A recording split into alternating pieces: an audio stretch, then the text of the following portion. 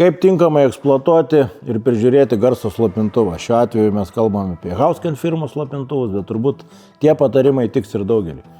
Pirma, tai neužmirškime prieš atlikdami šūvį, ar medžiodami, ar praktinius įgūdžius lavindami, pasitikrinti, ar nėra užterštas slopintuvo galas lygiai taip pat kaip ir vamzdžio dėl saugaus šūvio. Antra, niekada nepalikime ginklo su slopintuvu. Po medžioklės mes turėtumėm jį numontuoti ir numontavę saugoti sausoje patalpoje, vėdinamoje. Ir slopintuvas turėtų būti laikomas vertikaliai tam, kad užtikrintume gerą oro cirkuliaciją. Be abejo, jeigu yra paviršutinių nešvarumų ar dulkių, jas švarių skudurėlių nušluostyti ir nuvalyti.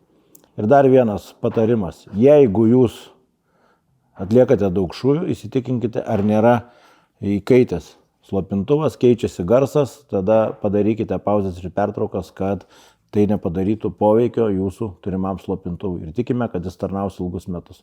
Kalbėjome, kad šie slopintuvai gaminami iš kokybiškų medžiagų, tokių kaip aliuminis titanas, tačiau parako dalelės tikrai kaupiasi ne tik šautuvo vamzdyje, bet ir šitame slopintuve. Todėl laikas nuo laiko reikės išardyti ir tinkamai prižiūrėti.